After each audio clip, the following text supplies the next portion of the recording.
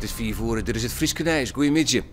Na een volle brand is de grote stuurmest van Hoge Smilde vanmiddag voor een pad instwatten. Daarbij is net 1 verwoenen rekken, maar de ski is grut. Boven dat kan een grutal tv- en radiostations in het noorden net meer ontvangen worden. Op beeld niet direct binnen kregen hebben show je hoe de mest naar onderen komt. Dat we even verfjouwen. De ski is grut. Brandwachtmeesters wien in het complex vol aan de gang, maar kon er eier op het tijd uitkomen. En staat het nou bliekendocht, is er net hier een verwoende rekken. Hier zie je hetzelfde beeld nog eens een keer in herhaling. Hoge Smilde dus van de middag het instwatten van de bekende stuurmest, de televisiestuurmest.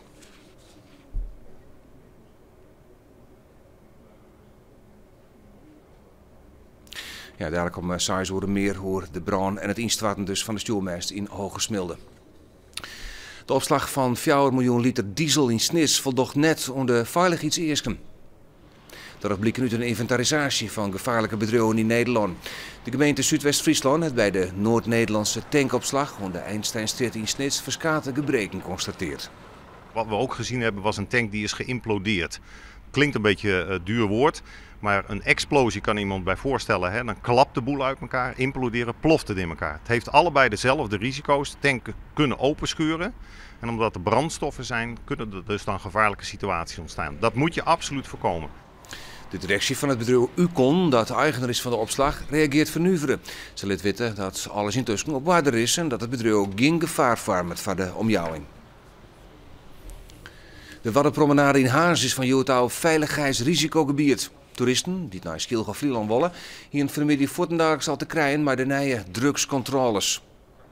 De controles werden dienen op verziek van Skilge en Vlieland. Van de middag wie het al voortdurend goed raak, verscheidene mensen moesten haar drugs inleveren. Omdat de Waddenpromenade het predicaat veiligheidsrisicogebied kregen het, maar de politie is nou ik onderklein ziekje. OM en politie die hebben deze actie samen eigenlijk opgezet. Omdat wij weten dat er wel overlast is op de eilanden vanwege het drugsgebruik. Daarom hebben wij de handen ineen geslagen om te zorgen dat er gewoon geen drugs op de eilanden komen. En daarvoor hebben we deze actie op poten gezet. Mensen die trappieren worden krijgen voortdurend een boete. En virus weer heiten de mem van minderjarige dieders op hichtebracht van de overtreding van haar baan. De controles worden de hele simmer. De optochten met versierde wijn in Aanjem moeten vooral een groot feest worden. Dat vindt de jeugd. De laatste weken keert in verscheidene dorpen mis. De gemeente Dongerdeel waarschuwt daarom dat het de laatste optocht is wat er oorlijst komt. Van de morgen wie de eerste optocht en morgen gaan de versierde wijn nog rustig het waar. De tocht van de Aanjemers stiert dit keer extra in de belangstelling om te redden deze mannen oorlijst vier van de jeugd van Peerses, Moddergat en Ternaert. Die zoen smoordronken op de wijn stien via de pissen ze Tjengevels aan en smierten ze bierflesjes op stritten. Wagenmaster Marga Waanders waarschuwde daarop dat het bij onhoudende oerlest dien is met de optochten. Het 3-jarige jonkje uit Bolze dat van een week zwier mishandelen waard, luidt nog heel tijd op de intensive care afdeling van het UMCG in Grains. Zijn toestand wordt stabiel neemt. Dat was vertochten, de 23-jarige mem en haar vrouw van 22, werden het verlaten door de rechtercommissaris, die moet bepalen of het voorarrest maar 14 dagen verlengd wordt. De twee werden vertocht van poging tot deerslag of zwiere mishandeling.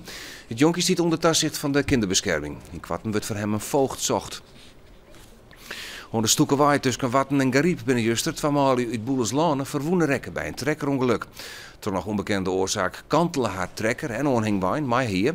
Een van de malie rekken bekniepen onder de trekker. Hij is met de traumahelikopter uit UMCG gebracht. Ik de orenman moest naar het ziekenhuis in Grains. De diek het na het ongeluk een skoft Oud-Sletten West.